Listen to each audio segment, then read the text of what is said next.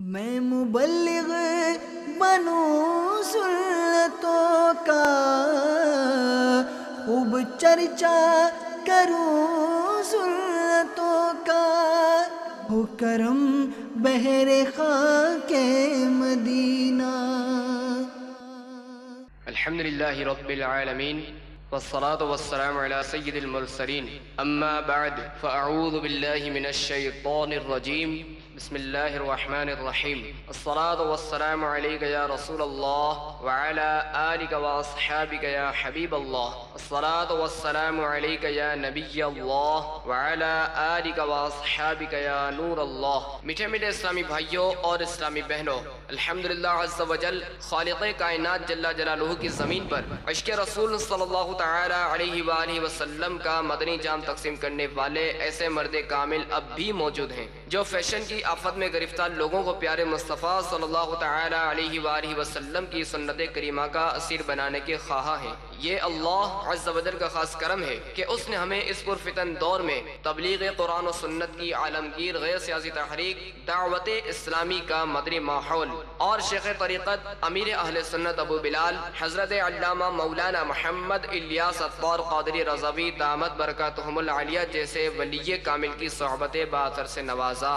یقیناً امیر اہل سنت دامت برکاتہم العالیہ ان عظیم ہستیوں میں سے ایک ہیں جن کی مخلصانہ جد و جہد کی برکت سے ہزاروں نہیں بلکہ لاکھوں مسلمان بالخصوص نوجوان برائیوں سے تائب ہو کے نیکیوں کی راہ پر گامزن ہو چکے ہیں۔ الحمدللہ عز و جل بلا مبالغہ امیر اہل سنت دامت برکاتہم العالیہ نے اپنے سنتوں پر بیانات کے ذریعے لاکھوں مسلمانوں کے دلوں میں مدنی انقلاب برپا کر دیا۔ الحمدللہ عز و جل مکتبۃ المدینہ ان بیانات کو آپ تک پہنچانے کی سعادت حاصل کر رہا ہے، لہذا تمام اسلامی بھائی اور اسلامی بہنیں اس بیان کو توجہ کے ساتھ سماعت فرمائیں۔ بسم اللہ الرحمن الرحیم۔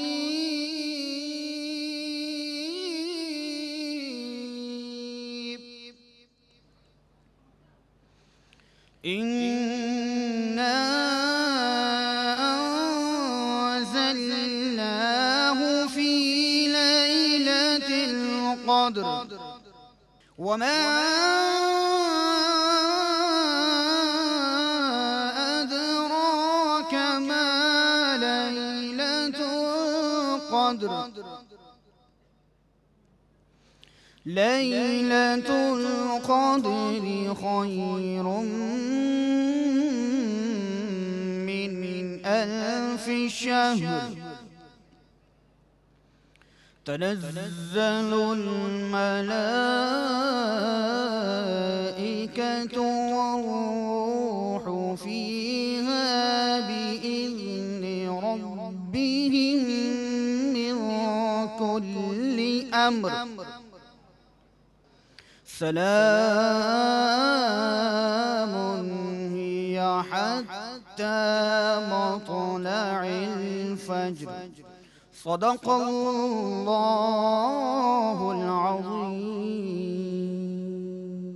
خاک مدینہ ہوتی میں خاک ساد ہوتا، خاک مدینہ ہوتی میں خاک ساد ہوتا، ہوتی رہے مدینہ میرا غبار ہوتا، ہوتی رہے مدینہ میرا غبار ہوتا، خاک مدینہ ہوتی میں خاک ساد ہوتا۔ آقا اگر کرم سے طیبہ مجھے بلاتے،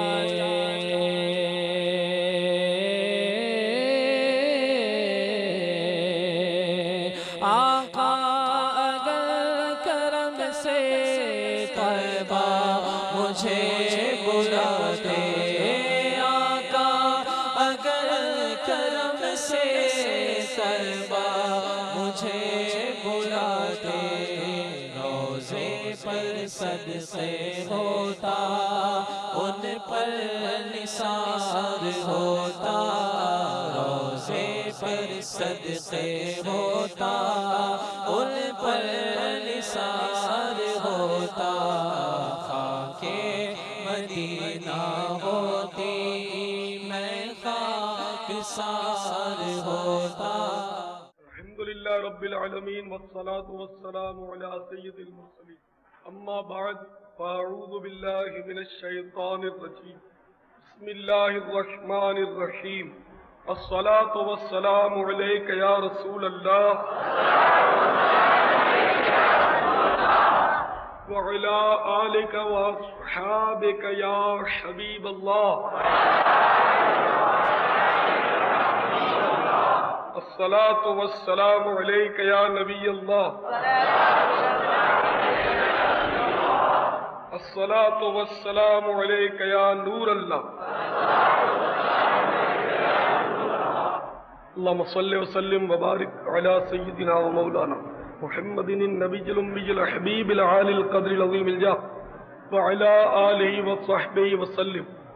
ایک مرتبہ سیدہ عائشہ صدیقہ رضی اللہ تعالی عنہا رات کے وقت کپڑے سی رہی تھی، چراغ ٹمٹما رہا تھا، ہوا کا ایک مست جھونکا آیا، چراغ گل ہو گیا اور سوئی ہاتھ سے گر گئی۔ سوئی تلاش کر رہی تھی، سوئی نہیں مل رہی تھی، اتنے میں جس مقدس ہستی کے نور سے کائنات کا ذرہ ذرہ روشن ہے، وہ مبارک ہستی یعنی ہمارے تاجدار مدینہ صلی اللہ تعالی علیہ وسلم حضرت عائشہ رضی اللہ تعالیٰ عنہ کے حجرہ مبارکہ میں تشریف لائے۔ آپ کے تشریف لاتے ہی آپ کی مسکراہٹ سے آپ کے دانت مبارک کھلے اور اگلے دانتوں کی کھڑکی سے نور کی کرنیں پھوٹنے لگیں، کمرہ روشن ہو گیا اور اس اجالے میں سیدہ عائشہ صدیقہ رضی اللہ تعالی عنہا نے اپنی گمی ہوئی سوئی تلاش کر لی۔ حضرت مولانا حسن رضا خان علیہ رحمت الرحمن اس واقعے کو اپنے شعر میں یوں منظوم کرتے ہیں، سوزن گم شدہ ملتی ہے تبسم سے تیرے، سوزن فارسی میں سوئی کو کہتے ہیں، سوزن گم شدہ ملتی ہے تبسم سے تیرے، شام کو صبح بناتا ہے اجالا تیرا۔ یا رسول اللہ صلی اللہ علیہ وسلم، آپ مسکراتے ہیں تو گمی ہوئی سوئی بھی مل جاتی ہے، آپ کے چہرے مبارکہ سے وہ نور پھوٹتا ہے کہ شام یعنی رات میں بھی صبح کا سما بند جاتا ہے۔ حضور سید عالم صلی اللہ تعالی علیہ وسلم فرمانے لگے، عائشہ وہ کتنا بد نصیب ہوگا یا وہ لوگ کتنے بد نصیب ہوں گے کہ جو قیامت کے روز میرے دیدار سے محروم رہیں گے۔ حضرت عائشہ صدیقہ رضی اللہ تعالی عنہ کو بڑا تعجب ہوا، عرض کیا یا رسول اللہ آخر ایسے مسلمان کون ہوں گے بد نصیب جو قیامت کے روز آپ کے دیدار سے محروم رہ جائیں گے؟ تو سرکار مدینہ صلی اللہ تعالی علیہ وسلم نے فرمایا کہ وہ بخیل ہوں گے۔ عرض کیا بخیل کون؟ فرمایا کہ جن کے آگے میرا نام نامی ذکر کیا جائے، اس کے باوجود وہ مجھ پر درود نہ پڑے، وہ بخیل ہے اور قیامت کے روز وہ میرے دیدار سے محروم رہے گا۔ اللہم صلی وسلم وبارک علی سیدنا ومولانا محمد النبی الأمی الحبیب العالی القدر العظیم الجاہ وعلی آلہ وصحبہ وسلم۔ تو پیارے اسلامی بھائیو، جب بھی سرکار کا صلی اللہ علیہ وسلم اسم پاک سنیں اس وقت درود شریف پڑھ لینا چاہیے۔ جب سنیں یا خود بولیں یا لکھیں جب بھی میں عرض کرتا رہتا ہوں ہمیشہ کہ آج کل سواد لکھنے کا رواج ہے، آدھا سواد لکھتے ہیں، سلعم لکھ دیتے ہیں اگر زیادہ سخاوت زور کر گئی، ورنہ سواد پر گزارا کرتے ہیں۔ صرف سواد یا سلعم سے گزارا کر لینا، اتنا لکھ دینا، یہ حرام ہے۔ ہر کتاب میں، ہر اخبار میں، ہر مضمون میں، ہر خط میں عام طور پر سواد اور سلم لکھا ہوتا ہے۔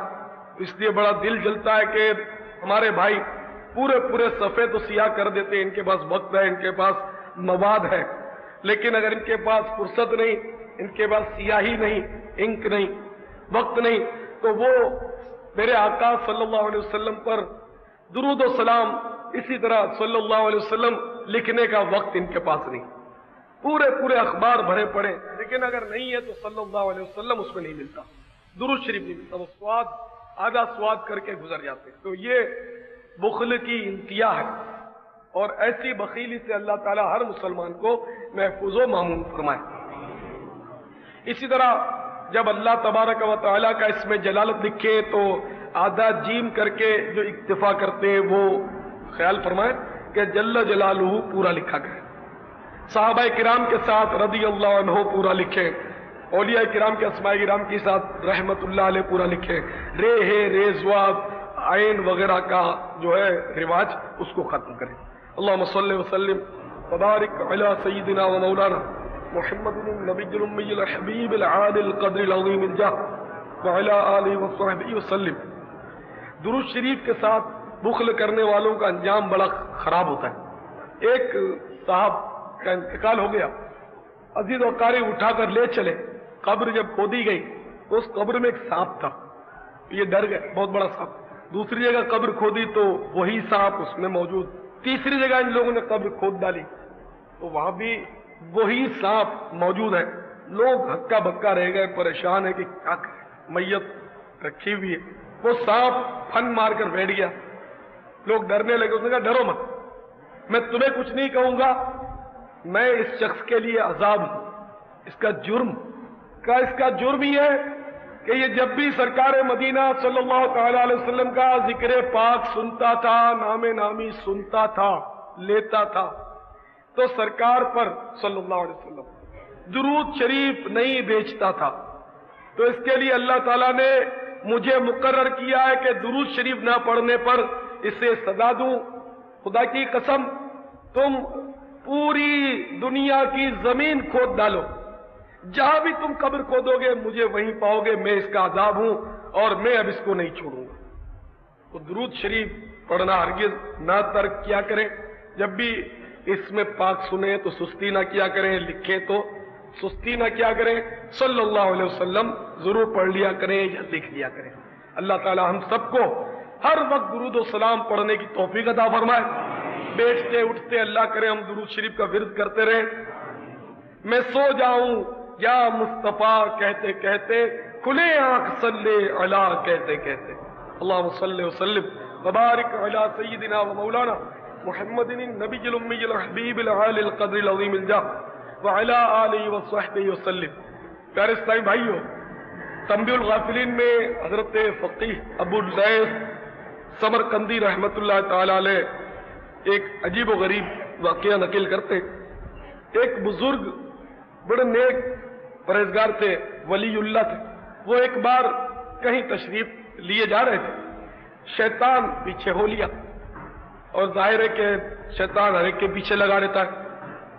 کبھی کبھی ایسا بھی تو ہوا ہوگا آپ کے ساتھ بھی کہ آپ اجتماع کی طرف آ رہے ہوں گے اور شیطان پیچھے لگ گیا ہوگا کسی دوست کی صورت میں، کسی یار کی صورت میں، اور وہ آپ کو باتوں باتوں میں کہیں اور لے گیا ہوگا کہ چلو ادھر چلے جاتے ہیں، یار سستی ہو رہی ہے، آئندہ جمعرات دیکھیں گے، اس طرح ارادہ کر کے آپ مکر جاتے ہوں گے۔ یہ ہوتا ہوگا سب کے ساتھ، نمازوں میں بھی ہوتا ہے۔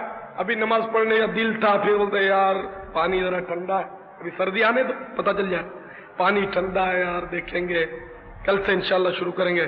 اچھا آپ جمعے سے، پکی بات، جمعے سے نماز شروع کریں گے۔ یہ بڑا عجیب رواج ہے، نماز نہیں، میں جمعے سے وعدہ ہے، میں جمعے سے شروع کرتا ہوں۔ ارے بھائی کل کس نے دیکھی ہے تم جمعے کی بات کر رہے ہو؟ ابھی نیت کی، ابھی پڑھ ڈالو، جمعے کا کوئی بھروسہ نہیں زندہ رہے یا نہیں رہے۔ اور جمعے سے نماز فرض ہوگی یہ نہیں ہے تو ابھی کی نماز بھی فرض ہے، کل کی نماز بھی فرض ہے، پرسوں کی بھی فرض ہے، جب جمعہ آئے گا تو وہ بھی فرض ہے۔ تو اس طرح مطلب شیطان جو ہے وہ مطلب ہے کہ وعدے پہ ٹالتا رہتا ہے، جس طرح بیپاری ہمیں ٹالتے رہتے ہیں، قرضہ لینے جاؤ تو کل آ جاؤ، پرسوں آ جاؤ، صبح آ جاؤ، شام آ جاؤ، ٹالتے رہتے نا۔ تو شیطان بھی ہمیں گھماتا رہتا نمازوں کے لیے، ہمیں ٹالتا رہتا ہو، کل پڑھے، پرسوں پڑھے، جمعے سے پڑھے، بری رات سے شروع کریں، رمضان شریف سے شروع کریں، صاحب داڑھی رکھ لیں، حج کرنے جاؤں گا داڑھی رکھ لوں گا، اللہ اکبر، یا اللہ تو بلا تو داڑھی رکھوں گا، یا نماز شروع کیجئے تو ذرا دو ایک پریشانیاں ہیں، ذرا وہ بس دور ہو جائے، ذرا روزگار کا سلسلہ ذرا سیٹ ہو جائے، آج کل ذرا معاملہ اپ سیٹ ہے، ذرا روزگار صحیح چل گیا، میں وعدہ کرتا ہوں 5 وقت کی نماز پڑھوں گا۔ یعنی کہ ہمارا انداز اب زندگی کا ایسا ہوتا جا رہا ہے کہ جیسے ہم نماز پڑھیں گے یا ہم کچھ نیکی کا کام کریں گے، کسی سنت کو اپنائیں گے تو جیسے ہم کسی پر احسان کر رہے ہیں۔ مجھے تو بڑی حیرت ہوتی ہے ان لوگوں پر جو کہتے ہیں کہ حج پڑھ کے داڑھی رکھیں گے، اس سے پہلے نہیں رکھیں گے، دعا کریں حج کا ہو جائے۔ واہ! اور میں کہتا ہوں کہ نادان، تو سرکار کی بارگاہ میں جا رہا ہے تو یہ بگڑا ہوا چہرہ لے کر جائے گا اور پھر کہتا ہے میں رکھوں گا۔ کم از کم سرکار کی بارگاہ میں جا رہا ہے تو اب تو سدھار کے چہرہ جا جس کے آگے جا رہا ہے۔ تو بہرحال یہ کہ عجیب عجیب، یعنی کہ شیطان نے لالی پوپ جو ہے نا پکڑا دیے، جیسے بچوں کو نپل دے دیتے ہیں نا، رونا چپ ہو جاتا ہے اور ضد کرنا چھوڑ دیتا ہے، یا لولی پوپ دے دیتے ہیں تو وہ ذرا بچہ جو ہے وہ صحیح ہو جاتا ہے کچھ دیر کے لیے۔ تو اسی طرح شیطان نے لمبی لمبی امیدیں دلا کر ہم کو لولی پوپ دے رکھے ہیں منہ میں، اور ہم مطلب لمبی لمبی امیدیں باندھے چلے جاتے ہیں، حالانکہ زندگی کا کوئی بھروسہ نہیں۔ کل کس نے دیکھی ہے؟ ہمیں کیا معلوم کہ آج کی رات بھی ہم کتنی کاٹ سکیں گے، میں بیان کر سکوں گا نہیں کر سکوں گا، کس کو پتا کیا ہوگا۔ تو میرے پیارے اسلامی بھائیوں، وہ اللہ والے تھے، وہ بزرگ تھے، وہ بھی جا رہے تھے، شیطان ان کے پیچھے بھی ہو لیا۔ شیطان کسی کو چھوڑتا تھوڑی ہے، لیکن اللہ والے جو ہیں وہ بھی شیطان کو خوب جانتے ہیں، جانتے ہم بھی ہیں، لیکن جاننے کے باوجود ہم آنکھ آڑے کان کر دیتے ہیں۔ پتا ہوتا ہے کہ نماز قضا کرنا گناہ ہے، لیکن ہم آنکھ آڑے کان کر کے دل کو منا لیتے ہیں۔ پتا ہے داڑھی منڈانا حرام ہے، لیکن پھر بھی آنکھ آڑے کان، گالی دینا گناہ ہے، سب کو پتا ہے، لیکن پھر بھی آنکھ آڑے کان کر دیتے ہیں۔ لیکن اللہ والے، شیطان جب بہکاتا ہے، کچھ کہتا ہے کہ یوں نہیں یوں کرو، تو وہ شیطان کو چڑھانے کے لیے پھر زیادہ کرتے ہیں۔ اگر شیطان نے روک دیا کہ عشاء کے بعد کے جو دو نفل ہیں وہ مت پڑھو، سستی ہو رہی ہے، تو پھر اللہ والے عہد کرتے ہیں کہ آج تو تہجد بھی پڑھوں گا، تو مجھے نفل سے روکتا، اب تو نیند سے اٹھ کے تہجد پڑھوں گا، تو بھی یاد کرے گا۔ تو اس طرح اللہ والے جو ہیں وہ شیطان کو زیادہ چڑھاتے ہیں، اور ہم لوگ جو ہیں وہ شیطان کو راضی کر دیتے ہیں، جو بولتا ہے اس کی مان لیتے ہیں، سستی کر جاتے ہیں۔ خیر، تو وہ بزرگ جو تھے وہ جا رہے ہیں، شیطان پیچھے ہو لیا، وسوسے ڈالنے شروع کیے طرح طرح کے، یہ مت کرو، وہ مت کرو، یہ مت کرو تو اب تو ضرور کروں گا، یہ مت کرو تو وہ زیادہ کروں گا۔ وہ بزرگ اس سے ٹکرا رہے۔ آخرکار ایک پہاڑ کے قریب وہ بزرگ ذرا سستانے کے لیے بیٹھ گئے، اللہ اللہ کر رہے ہیں، کیونکہ اللہ والوں کے سفر بڑے عجیب ہوا کرتے تھے۔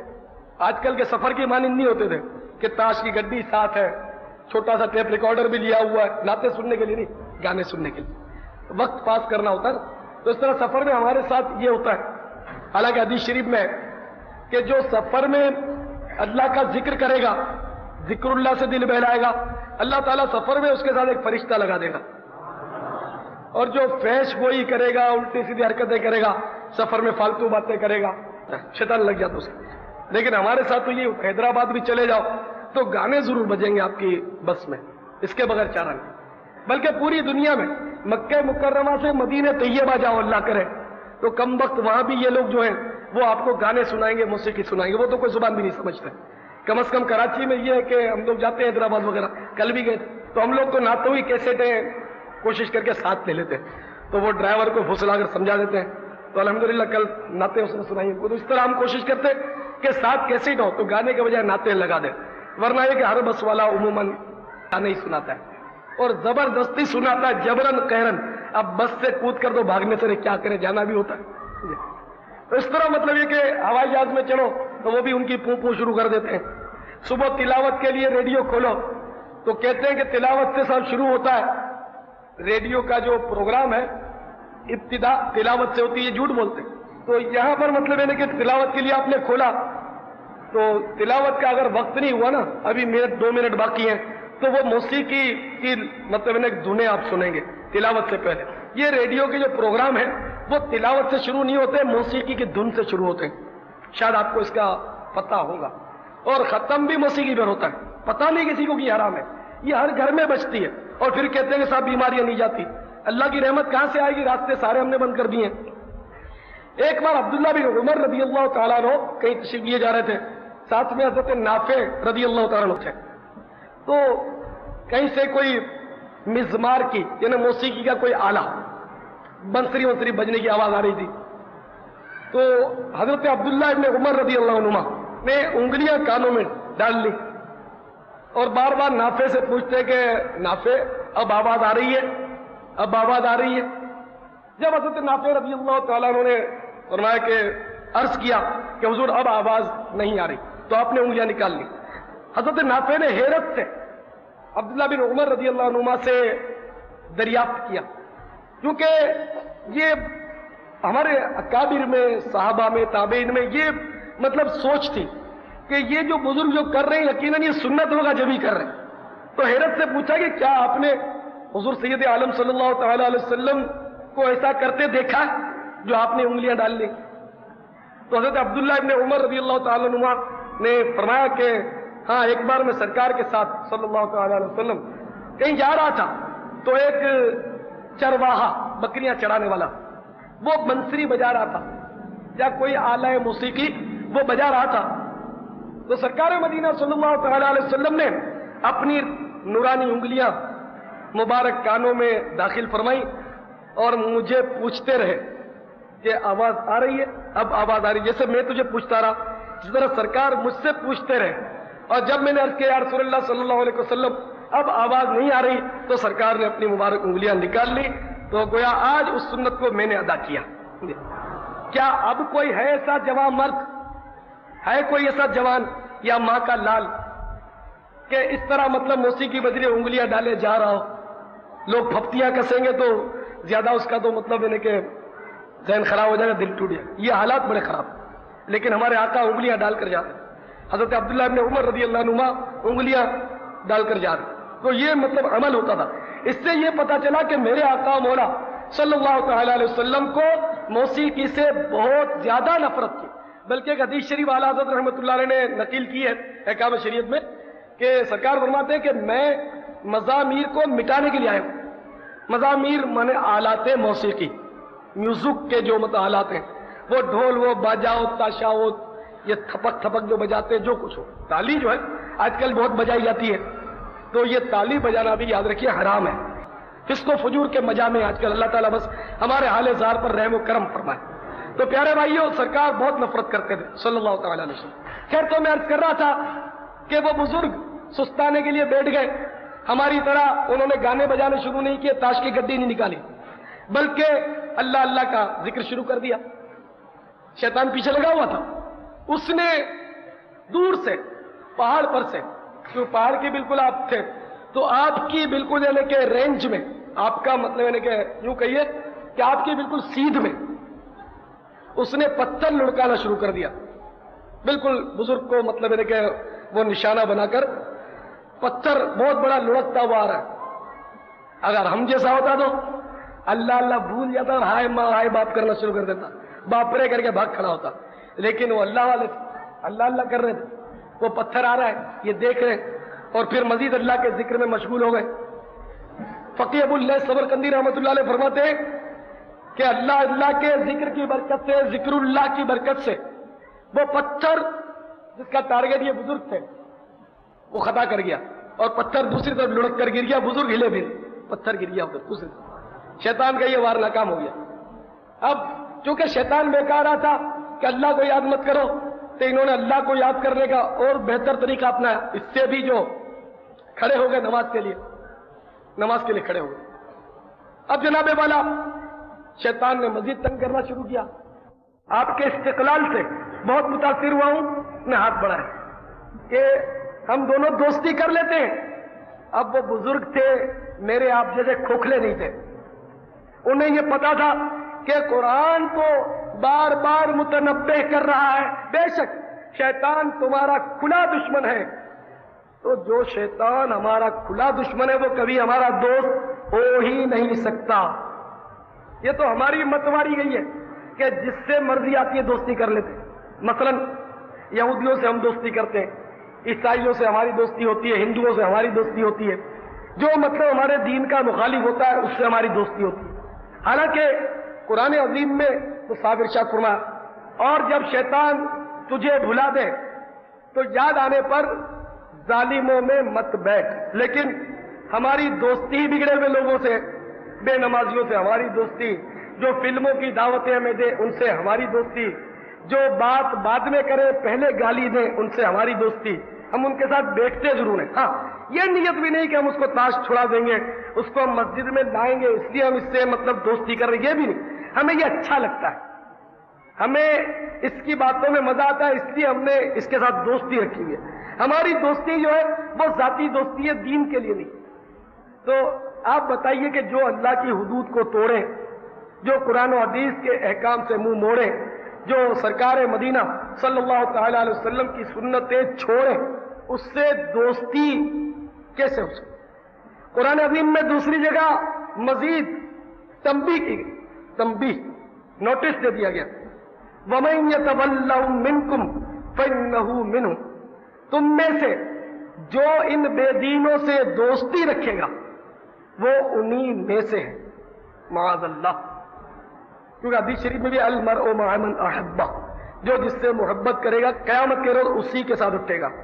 اور پھر جب کسی کی دوستی کی وجہ سے جس نے اپنا بیڑا غرق کر لیا، اپنے اعمال برباد کر لیے، تو وہ پھر بڑا پچھتائے گا قیامت کے دن۔ اور قرآن کہتا ہے وہ اس طرح پچھتا کر گویا کہہ رہا ہوگا، لیتنی لم اتخذ فلانا خلیلا، ہائے افسوس کاش میں فلاں کو دوست نہ بناتا۔ تو آج دوست بڑا میٹھا لگتا ہے، جو ہمیں دین سے دور کرتا ہے، جو ہمیں اس اجتماع سے روکتا ہے، جو نمازوں سے ہمیں روکتا ہے، وہ آج بڑا میٹھا لگتا ہے، کل یہ بھالے کی طرح کھب جائے گا ہمیں مرنے کے بعد۔ تو میرے پیارے اسلامی بھائیوں، ہم دیکھ لیں کہ ہم دوستی کس سے کرتے ہیں۔ ہمارے آقا مولا صلی اللہ تعالی علیہ وسلم نے ان کافروں کے ساتھ حسن سلوک فرمایا جو مطلب رغبت رکھتے تھے اور جو ایمان لانے والے تھے، اور واقعی مطلب وہ ایمان لے بھی آئے، بے شمار کفار سرکار کے حسن اخلاق سے۔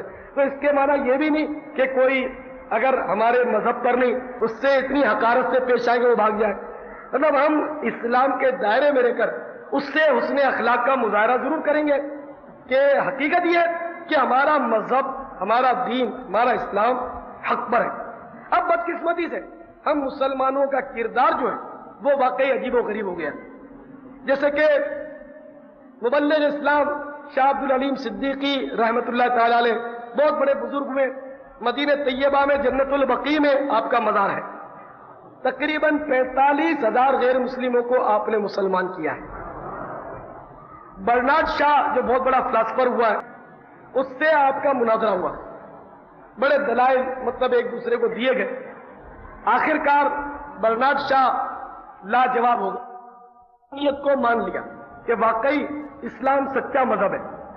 یعنی کہ حقیقت یہ ہے کہ اسلام امن و سلامتی کا پیغام دیتا ہے۔ دیکھیے سب کے ساتھ اسلام حسن سلوک کا پیغام دیتا ہے، کسی کے ساتھ ظلم کی اجازت نہیں دیتا، اسلام نے ہمیں جھوٹ سے روکا، کسی کا مال دبا لینے سے روکا، اور پڑوسیوں کے ساتھ نہایتی ہمدردی کرنے کا اس نے ہمیں سبق دیا۔ اور حقیقت میں اسلام کے زرعی اصولوں کو اپنا لے اور سرکار مدینہ صلی اللہ تعالی علیہ وسلم کی سنتوں کو اپنا لے تو خدا کی قسم اس کو اتنا امن اور اتنا سکون نصیب ہوگا کہ دنیا کے بڑے سے بڑے کروڑ پتی، بڑے سے بڑے فرمانروا کو وہ سکون نہیں مل سکتا۔ تو اسلام بڑا پیارا مذہب ہے۔ تو اس برنارڈ شاہ نے اسلام کی حقانیت تو قبول کر لی، لیکن اس کے مقدر میں ایمان نہیں تھا، وہ بیچارہ بد نصیب تھا۔ تو اس نے یہ کہا کہ مولانا واقعی جو تم باتیں کرتے ہو اس سے میں بہت مطلب متاثر ہوا، اور تمہارا اسلام جو ہے وہ واقعی بالکل سچا مذہب ہے، بالکل سچا مذہب ہے، لیکن اس اسلام کے ماننے والے جو موجود ہیں اس وقت، وہ چونکہ اسلام کے اصولوں پر عمل نہیں کرتے، تو ان کے کردار کی وجہ سے میں اسلام قبول نہیں کر رہا۔ اس نے اسلام قبول نہیں کیا، لیکن اسلام کی حقانیت کو مان گیا۔ تو یہ مطلب یہ اس کے نصیب کی بات تھی۔ جس کے مقدر میں اسلام ہوتا ہے نا، وہ تو مطلب خود بخود آ جاتے ہیں، اور اللہ تعالیٰ ان کی رہنمائی کے لیے کوئی نہ کوئی اسباب بنا دیتا ہے۔ جیسے آپ کو یاد ہوگا کہ چند سالوں پیشتر ایک فیملی نے اسلام قبول کیا تھا، اور وہ لوگ یہاں آئے بھی تھے اسلام قبول کرنے کے بعد، اور انہوں نے اپنا واقعہ جو بتایا تھا وہ یہ تھا، تو مطلب وہ شاہ عتیق رحمۃ اللہ علیہ، یا ہمارے ایک بزرگ ہیں شجاول کی طرف، اور بڑے اچھے بزرگ ہیں، اور کافی لوگ مطلب آ کر بتاتے ہیں کہ انہیں فیض ہوا ہے۔ وہ مطلب بیمار ہوتے ہیں یا کوئی اس قسم کے مطلب یعنی کہ عارضے ہوتے ہیں، تو وہاں رہتے ہیں چند روز تک، تو شاہ عتیق رحمۃ اللہ علیہ خواب میں تشریف لا کر ان کے مسائل کا حل تجویز کرتے، میں نے کئی دیکھے ایسے جن کو فائدہ ہوا ہے، شاہ عتیق رحمۃ اللہ علیہ نے آ کر انہیں بشارتیں دیے اور ان کے مسائل حل ہوئے الحمدللہ۔ تو یہ فیضان اولیاء تو جاری ہے اور جاری رہے گا۔ تو اس نے واقعہ بتایا کہ حضرت شاہ عتیق رحمۃ اللہ علیہ نے خواب میں تشریف لا کر ہم کو اسلام کی تبلیغ کی اور ہم لوگوں نے اسلام کو قبول کیا۔ تو اس طرح انہوں نے بڑا دلچسپ اور ایمان افروز واقعہ سنایا تھا۔ تو اس پر جب یہ واقعہ وہ بیٹھے ہوئے میں نے سنایا تو میری زبان سے بے اختیار نکلا تھا فیض اولیاء تو جاری رہے گا۔ تو جب سے الحمدللہ یہ نعرہ دعوت اسلامی نے اپنا لیا کہ فیضان اولیاء جاری رہے گا، اور دعوت اسلامی الحمدللہ فیضان اولیاء۔ تو بہرحال کہ اسلام ہمارا واقعہ یہ کہ بڑا پیارا، بڑا رحمت بھرا، بڑا ہی محبت بھرا دین ہے، مذہب ہے، لیکن بدقسمتی سے ہمیں یہ اعتراف کرنا پڑ رہا ہے کہ اسلام کے ماننے والے اب صحیح معنوں میں اسلام کے بتائے ہوئے اصولوں پر عمل نہیں کرتے۔ اس لیے کافی لوگ ایسے ہیں کہ جو ہمارے قریب آنا چاہتے ہیں، وہ مسلمان ہونا چاہتے ہیں، لیکن ان کا ہاتھ پکڑنے والا کوئی نہیں، ان کو یہ کہ قریب لانے والا کوئی نہیں۔ وہ بیچارے اسلام کے دامن میں آنا چاہتے ہیں، لیکن ان کو کنونس کرنے والا کوئی نہیں، ان کو کہ اپنے کردار سے متاثر کرنے والا کوئی نہیں، کیونکہ ہمارا دین جو پھیلا ہے وہ کردار سے پھیلا ہے۔ آپ جتنے بزرگان دین کی تاریخ اٹھا لیں، ان کے کردار سے، ان کو دیکھ کر لوگ مسلمان ہو جاتے تھے، ان کے عمل سے متاثر ہو کر لوگ مسلمان ہو جاتے تھے۔ مثال کے طور پر سیدنا امام اعظم ابو حنیفہ ہمارے امام، اور حقیقت میں اخلاق جو ان بزرگوں کا تھا، اسلام وہی اخلاق سکھاتا ہے، ہم اس پر عمل نہیں کرتے۔ چنانچہ حضرت امام اعظم ابو حنیفہ رحمۃ اللہ تعالیٰ نے ایک مرتبہ کہیں تشریف لیے جا رہے تھے تو آپ کا پاؤں جو ہے وہ کیچڑ میں پڑ گیا، تو اس پاؤں سے کیچڑ اڑا اور قریبی مکان کی دیوار پر وہ پڑ گیا، دیوار اس سے آلود ہو گئی۔ حالانکہ امام اعظم ابو حنیفہ رحمۃ اللہ علیہ کا ایسا کوئی خاص قصور بھی نہیں تھا، اور پھر پریشان ہو گئے کہ ارے یہ میں نے کیا کر دیا، میں نے اس کی اجازت تو نہیں لی تھی، اب اس کو صاف کرنا چاہیے۔ پھر پریشان کھڑے کہ اگر اب میں صاف کرتا ہوں تو اس دیوار کی مٹی بھی کچھ نہ کچھ نکل کر آ جاتی ہے۔ اب اور پریشان کہ صاف نہیں کرتا ہوں تو اس کی دیوار خراب ہو رہی ہے، دیوار صاف کرتا ہوں تو مٹی اس دیوار کی نکل رہی ہے، اب کیا؟ کیونکہ پہلے کچی دیوار ہوتی تھی، آج کل کی طرح اتنی پختہ تعمیرات نہیں ہوتی تھی ہر جگہ پر، ٹھیک ہے نا؟ تو اب یہ پریشان کھڑے، کسی کی دیوار کی مٹی اکھاڑ دینا یہ آسان نہیں۔ احیاء العلوم میں امام غزالی رحمۃ اللہ علیہ فرماتے ہیں کہ ایک بزرگ نے کھانے کے بعد اپنے کہ پڑوسی کے دیوار کی مٹی سے ہاتھ دھونا چاہا، پھر سوچا کہ یہ تو جرم ہوگا، پھر اپنے دل کو منا لیا کہ نہیں کوئی بات نہیں، تھوڑی سی مٹی لینے میں کیا ہے، کسی کی دیوار سے کون سی دیوار آ گرے گی۔ رات کو خواب میں دیکھا کوئی کہنے والا کہہ رہا ہے کہ بظاہر تو کسی کی دیوار سے تھوڑی مٹی اکھیڑ دینا کوئی بات نہیں، لیکن اس تھوڑی سی بات کا مزہ قیامت کے دن پتہ چلے گا۔ ہم لوگ تو بڑے بڑے حقوق لوگوں کو دبا کر ڈکار تک نہیں لیتے، ہمارا اسلام تو یہ سکھا رہا ہے کہ کسی کی املاک کو نقصان نہیں کرو، اور آج جس کی مرضی آتی ہے اس کی دکانیں جلا دیتا ہے، جس کی مرضی آتی کاریں اور بسیں جلا دیتا ہے۔ تو یہ سارے کہ حساب کتاب قیامت کے دن پیارے بھائیوں ہم کیسے دیں گے؟ اعلیٰ حضرت رحمۃ اللہ علیہ تو فرماتے ہیں کہ کسی نے اگر کسی کے 3 پیسے دبا لیا، قرضہ 3 پیسے کھا گیا، قرضہ دبا لیا، تو قیامت کے دن 3 پیسوں کے بدلے 700 باجماعت نمازیں دینی پڑ جائیں گی۔ ہمارا اسلام تو یہ سکھاتا ہے، لیکن افسوس ہمارے اس اسلام کو ماننے والے 3 پیسے تو کوئی مسئلہ ہی نہیں، ہزاروں لاکھوں کھا جاتے ہیں، ڈکار بھی نہیں لیتے۔ تو جو کچھ یہ کر رہے ہیں یہ غلط ہے، اسلام غلط نہیں۔ اب بھی اسلام کے دروازے کھلے، جو آئے سنتوں کو اپنا لے، وہ انشاءاللہ پروان کر جائے گا۔ بہرحال تو پیارے صاحب بھائیوں، امام اعظم ابو حنیفہ رحمۃ اللہ علیہ متفکر کھڑے کہ اب کیا ہوگا، دیوار داغدار ہو گئی، صاف کرتا ہوں تو مٹی گرتی ہے، اسی فکر میں ڈوبے کھڑے۔ اتفاق سے وہ گھر ایک عیسائی کا تھا، اور وہ امام اعظم ابو حنیفہ رحمۃ اللہ علیہ کا مقروض تھا۔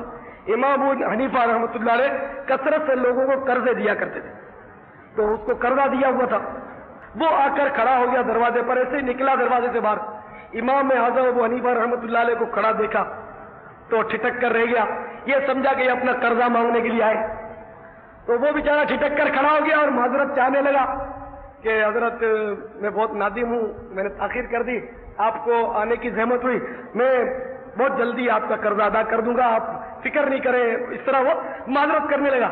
اب امام صاحب کو اپنے قرضے کا ہوش بھی نہیں تھا، وہ کیچڑ ہی نظر آ رہی تھی کہ کیچڑ اگر نہیں ہٹاتا ہوں اس کی دیوار خراب ہو رہی ہے، کیچڑ ہٹاتا ہوں تو مٹی جھڑ رہی ہے، کروں تو کیا کروں، یہ حق العبد ہے۔ تو آپ نے فرمایا کہ بھلے مانس، مجھے تیرے قرضے ورضے کا تو یاد بھی نہیں تھا، نہ میں قرضہ لینے کے لیے آیا ہوں، بلکہ بات یہ ہے، بڑی سادگی سے آپ نے فرمایا، بات یہ ہے کہ میرے پاؤں سے کیچڑ تیری دیوار پر لگ گئی ہے، اب میں کیچڑ چھوڑ دیتا ہوں، تیری دیوار خراب ہو رہی ہے، اگر کیچڑ اتارتا ہوں تو مٹی بھی ساتھ آ رہی ہے، تو میں پریشان ہوں، کیا کروں کیا نہیں کروں، تو مجھے معاف کر دے۔ اس طرح وہ معافی مانگ رہے ہیں۔ جب اتنے بڑے امام، اور پھر یہ کہ وہ قرض خواہ، جیسے قرض خواہ آج کل تو باپ بن کے آتے، بڑی دھمکیاں دیتے، قرض خواہ عاجزی سے معافی مانگ رہا ہے، اور اتنی سی کیچڑ پر اس کا دل بدل گیا۔ یہ کردار تھا امام اعظم کا، ہمارے بزرگوں کا کردار تھا۔ اس کے دل میں انقلاب پیدا ہوا کہ جس مذہب کو ماننے والے کا یہ کردار ہے تو اس کا مذہب کتنا اعلیٰ ہوگا۔ بے اختیار ہو کے اٹھا، اے مسلمانوں کے محترم امام، کیچڑ تو صاف کرنے کا بعد میں مسئلہ اٹھائیں گے، پہلے میرے دل پر جو کفر کی کیچڑ ہے اس کو صاف کر دیجئے۔ تو میرے پیارے بھائیوں، اس نے اپنے دل کا کیچڑ صاف کروا لیا اور اسلام کے دامن میں آ گیا۔ امام اعظم رحمت اللہ علیہ کی غلامی اس نے اختیار کر لی۔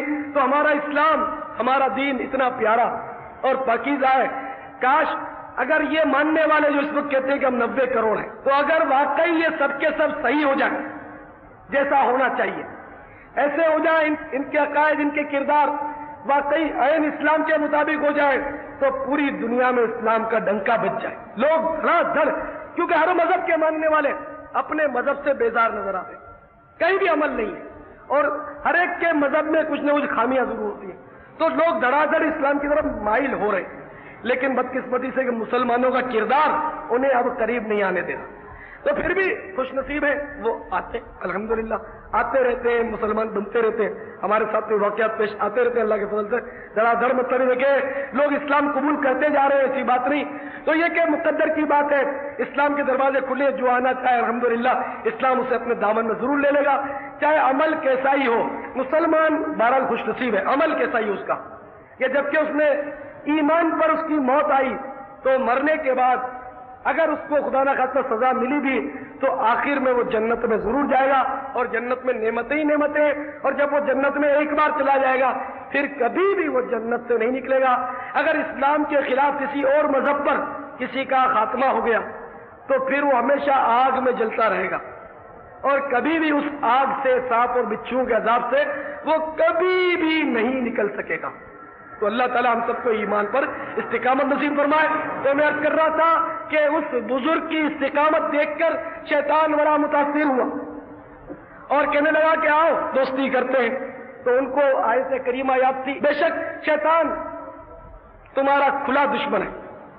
تو اس بزرگ نے سمجھ لیا کہ سوال ہی نہیں ہے شیطان اور میری دوستی۔ آپ نے فرمایا کہ مردود یہ بھی تیری کوئی چھال ہے، تو مجھے پھانسنا چاہتا ہے، میں تیرے ہاتھ میں ہاتھ دے نہیں سکتا۔ جب قرآن کہتا ہے کہ تو ہمارا دشمن ہے تو میں تیری بات مانوں یا قرآن کی بات مانوں؟ تو دشمن ہی دشمن ہے، اور تو کبھی دوست ہو ہی نہیں سکتا۔ تو شیطان نے منتیں کرتے ہوئے کہا کہ حضرت میں واقعی آپ سے متاثر ہو گیا، دوست تو واقعی میں نہیں ہو سکتا کسی بھی مسلمان کا، لیکن میں متاثر بہت ہوا ہوں۔ آپ کو میں چند باتیں بتاتا ہوں جس کی وجہ سے میں لوگوں کو گھما دیتا ہوں اور وہ میرے چکر میں آ جاتے ہیں اور اپنی عاقبت برباد کر بیٹھتے ہیں۔ تو آپ نے بتایا کہ وہ کیا باتیں جس سے تو لوگوں کو گمراہ کرتا ہے، یعنی کہ بہترین تیرے ہتھیار کیا، بہترین کہو یا بدترین کہو۔ تو اس نے جو کوئی ہتھیار بتایا، واقعی جب ہم غور کرتے تو تقریباً وہ ہتھیار شیطان ہم پر چلا چکا ہے، علمان کا تقریباً وہ ہتھیار چلا چکا ہے۔ اور یہ چونکہ شیطان جو بے وقوف ہے، بالکل اس میں عقل نہیں ہے، عقل ہوتی تو اتنا بڑا اس کو منصب ملا تھا، یہ معلم الملکوت تھا، فرشتوں کا استاد تھا، وہ آدم علیہ السلام کو سجدہ کر دیتا کہ اللہ حکم کر رہا ہے اس لیے مجھے کرنا چاہیے۔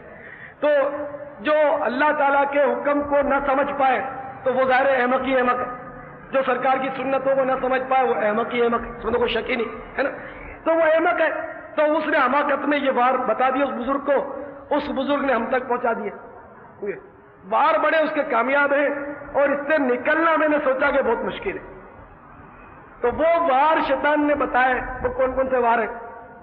اس نے 4 وار بتائے کہ 4 وار میرے سے کہ جس کی وجہ سے اس نے دعویٰ کیا کہ میں اچھے بھلے کو پٹک دیتا ہوں۔ پہلا وار یعنی 1 وار بخل، بخل، اور میں نے بخل کا واقعہ پہلے ہی سنا دیا کہ ہمارے بھائی درود شریف میں بھی بخل کرتے ہیں، صفحے کے صفحے سیاہ کر دیتے ہیں، صلی اللہ علیہ وسلم لکھتے نہیں، یہ بخل نہیں ہو گیا، کنجوسی ہے، کنجوسی۔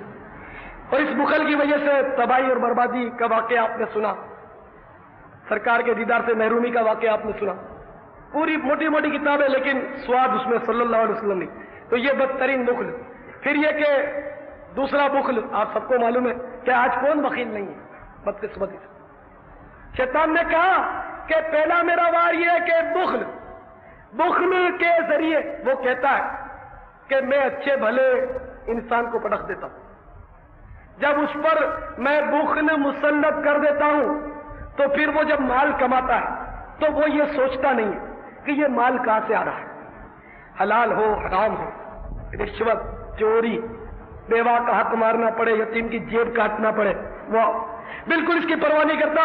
میں اس کو دنیا کی دولت کی محبت میں مبتلا کر کے اس کو بخل کا شکار بناتا ہوں اور وہ ہر طرح سے مال بٹورنا شروع کرتا ہے اور اس طرح میں اس کا بیڑا غرق کر دیتا ہوں۔ دیکھیے حدیث شریف میں کہ جب بندہ یہ پرواہ نہیں کرتا کہ مال کہاں سے آ رہا ہے، حلال کا، حرام کا، شبے کا، یعنی کہ پرواہ نہیں کرتا کہاں سے آ رہا ہے مال، تو اللہ تعالیٰ بھی اس بات کی پرواہ نہیں کرے گا، اس بات کی پرواہ نہیں کرے گا کہ یہ دوزخ کے کس دروازے سے جہنم میں جا گرتا ہے۔ آج ہے کوئی ایسا بیپاری جو یہ سوچتا ہو کہ میرا مال کہاں سے آ رہا ہے؟ بس آنے دو، جس طرح ہوتا آنے دو۔ رشوت کون نہیں دیتا آج کل؟ جھوٹ، دھوکہ، یہ بالکل عام ہے، کوئی سمجھتا نہیں، بلکہ ان اصولوں کا پتہ نہیں۔ پیارے بھائیوں، مطلب ملازمت کرتے اس میں گڑبڑ کرتے، ڈیوٹی پوری نہیں دیتے، جان بوجھ کر لیٹ کر دیتے، جان بوجھ کر جلدی بھاگ جاتے، خصوصاً سرکاری جو ملازم ہوتے ہیں وہ تو اپنا راج سمجھتے کہ ہمیں کوئی بولنے والا نہیں۔ ارے تمہیں کوئی بولنے والا نہیں تو اللہ تعالیٰ تو دیکھ رہا ہے۔ تو بالکل ہر کھاتے میں اندھیر نگری چوپٹ راج۔ تو یہ مطلب بخل کی وجہ سے خوب دنیا جمع کر دو، بخل شیطان دنیا کے نشے میں ہمیں بدمست کر کے بالکل تباہ و برباد کرتا ہی جا رہا ہے۔ ہماری آنکھیں کھلنی بھی نہیں ہے، لگتا ایسا ہے کہ ہماری آنکھیں کھلنی نہیں ہے اس لیے کہ ہمارے دل پر دنیا کی محبت کی ایک تہ نہیں کئی تہیں چڑھ چکی، تو یہ مشکل۔ دوسرا وار حسد، حسد، حسد کے ذریعے شیطان نے کہا کہ میں اچھے خاصے ولی کو، ذرا غور فرماؤ دعویٰ کر رہا ہے، میں حسد کے ذریعے، فقیہ ابواللہ سمرقندی رحمۃ اللہ علیہ فرماتے ہیں کہ شیطان نے کہا کہ حسد کے ذریعے اچھے خاصے ایسے ولی کو جو مردے زندہ کر دیتا ہے، ایسے ولی کو بھی میں چاروں خانے چت کر کے برباد کر دیتا ہوں۔ حسد آج کس میں نہیں ہے، کس میں نہیں؟ میں آپ کے سامنے کھڑے ہو کر بول لیتا ہوں، یہ اللہ کا شکر ہے۔ میں اچھا مقرر نہیں ہوں، جس دن میری کھوپڑی میں یہ بھوت سوار ہو گیا کہ میں بہت اچھا مقرر ہوں، لوگ مجھے سننے کے لیے دور دور سے آتے ہیں، دوسرے شہروں سے آتے ہیں، سینکڑوں میل کا سفر کر کے الحمدللہ لوگ آتے ہیں، واقعہ یہی ہے کہ باہر آتے ہیں۔ لیکن اگر میرے دل میں یہ خدا نہ کرے میرے دماغ میں یہ بھوت بھر گیا کہ مطلب لوگ مجھے دور دور سے سننے آتے ہیں، میں ٹاپ کا مقرر ہوں، اچھا اب اگر میرے ذہن میں یہ بات آ گئی کہ میں بہت اچھا مقرر ہوں، تو دوسرا کوئی مقرر اگر میرے سامنے آیا تو پھر میرے دل میں حسد پیدا ہو جائے گا۔ یہ ہوتا ہے کہ جو اپنے آپ کو اچھا سمجھتا ہے نا وہ لازمی طور پر حسد کے مرض میں مبتلا ہو جاتا ہے۔ تو دوسرے مقرر کی میں خامیاں نکالوں، لیکن یہ کہ نکالنے کا بھی نیت ہوتی ہے، میں نکالتا ہوں خامیاں، میں اچھا مقرر نہ صحیح، لیکن بہرحال یہ کہ ہم لوگ مبلغ بیان سیکھنے میں تو ایک بات کر رہا ہوں مطلب سمجھانے کے لیے، تو میں خامیاں نکالتا ہوں اپنے مبلغین کی، میں تو کرتا ہوں، نکالتا ہوں خامیاں، اور یہ خوش ہوتے ہیں خامی نکالنا ایک تو ہے کہ سب کو کہتے پھرنا، بدنام کر رہا کہ یہ بھی کوئی مقرر ہے، اس کو بولنا آتا ہے، اس کو تو اردو بھی نہیں آتی. ایک تو یہ بات، ایک تو یہ کہ سرگوشی کے انداز میں پیار سے اس کو سمجھا دینا کہ بھائی تیری یہ غلطی ہے، تو صحیح کر. تو ہمارے الحمدللہ یہ ماحول ناراض نہیں ہوتے ہمارے مبلغین، تو ہم ایک دوسرے کو بتاتے رہتے ہیں کہ تمہاری اردو کی یہ بھول ہو گئی، تمہارا تلفظ یہ غلط تھا، ہے نا. اس طرح میں سن لیتا ہوں، موقع ملتا تو لکھ لیتا ہوں اور بتا دیتا ہوں. تو ایک تو یہ خامی نکالنا، تو یہ حسد کے طور پر نہیں ہے، یہ تو اصلاح کے لیے، اور یہ تو اچھی بات ہے کہ ہم ایک دوسرے کی اصلاح نہیں کریں گے تو ہم کہاں اصلاح کرانے جائیں گے؟ ہم تو یہاں آتے ہی اصلاح کرانے کے لیے. تو بہرحال یہ کہ ایک مقرر دوسرے مقرر سے حسد کرتا ہے، اس دور میں یہ ہے ہی ہے. عام طور پر ایک مقرر دوسرے مقرر سے حسد کرتا ہے، ایک بزرگ دوسرے بزرگ کو نہیں دیکھ سکتا. یہ دور، اب میں کیا مطلب تفصیل میں پڑھوں آپ کچھ سمجھ گئے.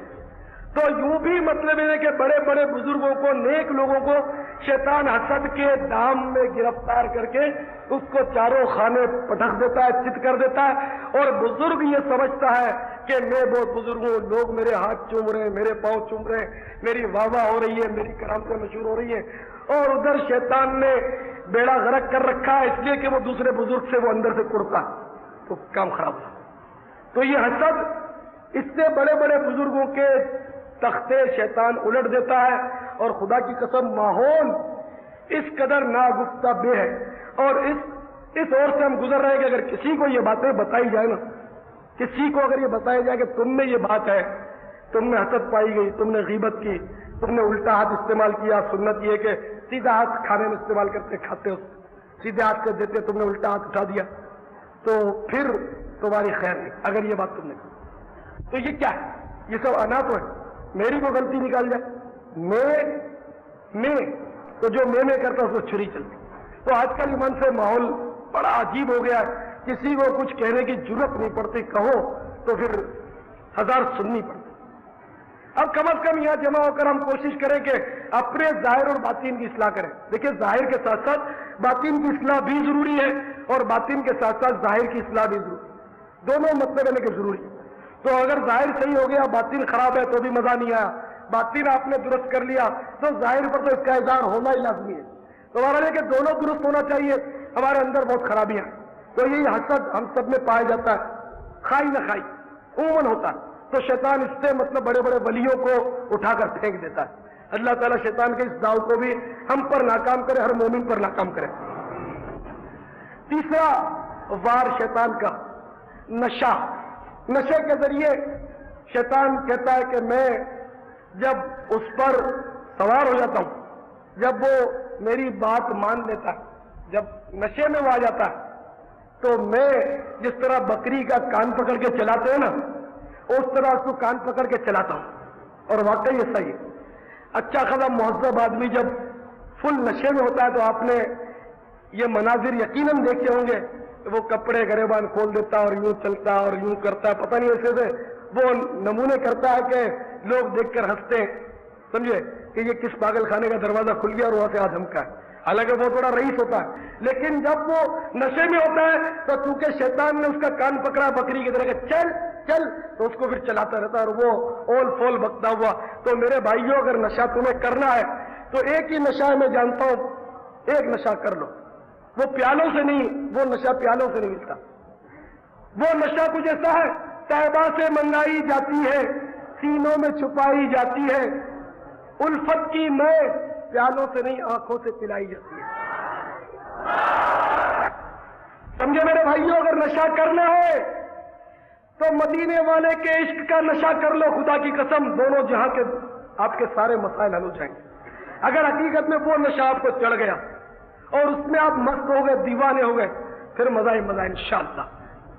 ورنہ دنیا کا یہ نشہ، یہ شراب کا نشہ، یہ ہیروئن کا نشہ، یہ تباہ و برباد کر دے گا. دنیا میں بھی کہیں کے نہیں رہو گے، کوئی کھڑا بھی نہیں رہ دے گا. آج ہیروئن پیتے بیچارے روتے، پھر نہیں جان چھوڑتے، لیکن جو ہمت کرتے ہیں وہ جان چھڑا بھی بیٹھتے.